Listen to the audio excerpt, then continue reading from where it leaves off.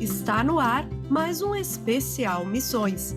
No programa de hoje, vamos até São Leopoldo, cidade que faz parte da região metropolitana de Porto Alegre, no Rio Grande do Sul. E por lá, vamos desfrutar de uma verdadeira aula de preservação cultural.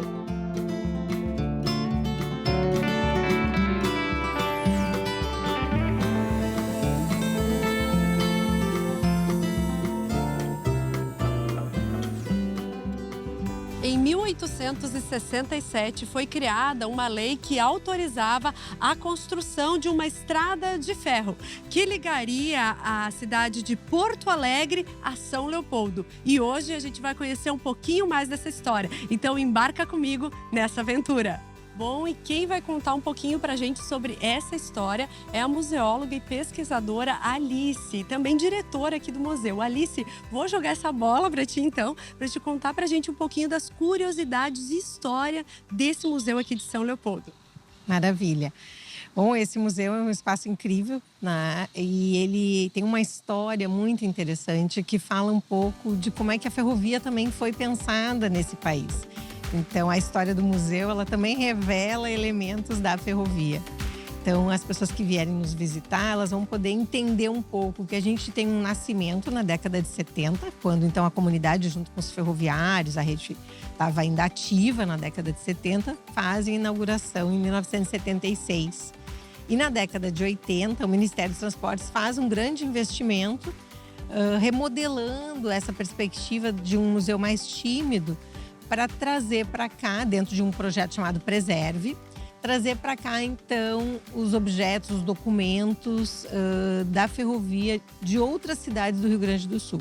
Então, a gente acabou sendo um polo que reuniu, né, e nos tornamos um centro de referência mesmo em termos de história ferroviária do Rio Grande do Sul. Assim como outros foram feitos em outros estados. Esse mesmo programa do Ministério, naquela ocasião dos anos 80, também fez isso em outros estados do Brasil.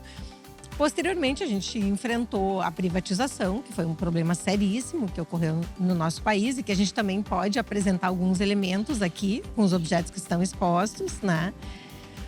Mas esse museu ele tem que ser curtido e entendido como uma vitrine, porque nós estamos num espaço histórico, nessa mesma estação que foi reconstruída. Ela teve o primeiro movimento, né, de inauguração da ferrovia no Rio Grande do Sul, em 1874, quando o trem parte daqui em direção a Porto Alegre. Então, o primeiro trecho inaugura aqui e abre esse campo de pensar essa tecnologia de transportes no Rio Grande do Sul. Um mergulho na época dourada das ferrovias que rasgavam os campos, vales e serras do sul. Mas no pátio, por sobre o que restou dos trilhos, pode-se observar estas imponentes máquinas em seu tamanho natural, assim como os diferentes tipos de vagões. E um diferencial é que o visitante pode entrar neles caminhando pela primeira e segunda classe.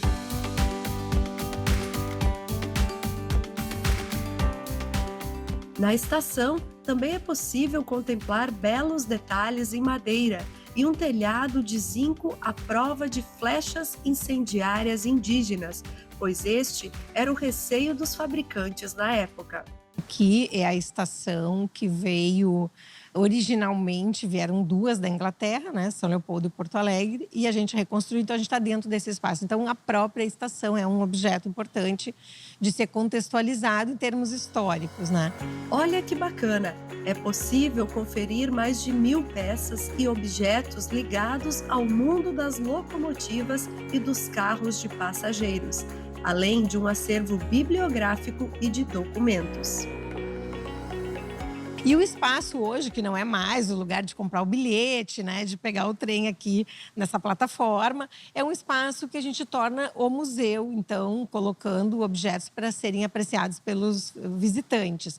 E a gente tem objetos de tecnologia, porque, na verdade, tanto a ferrovia, né, a máquina, o grande sonho, né, da locomotiva, dos trens, das composições que estão em marcha, a gente tem um sistema de transporte, de organização desse transporte, tanto nas partes externas, que a gente poderia também mostrar para um visitante, quanto na parte interna em termos de organização de escritórios, de telefones, os telégrafos, né? Então a gente tem uma série de objetos curiosos.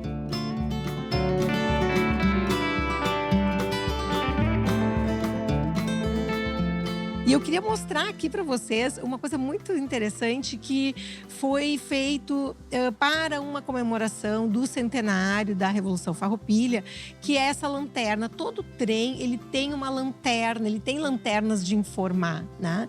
Mas essa lanterna de cauda, ela é especial porque ela tem aí os símbolos desse período, né, para anunciar aí as questões farroupilhas. E a gente mostra aqui então como é que fica isso, né? Aqui é uma foto histórica que foi utilizada como ilustrativa. Como é que fica essa lanterna na cauda do trem quando então tinham todos os carros, né, das autoridades em especial que estavam dentro deste carro.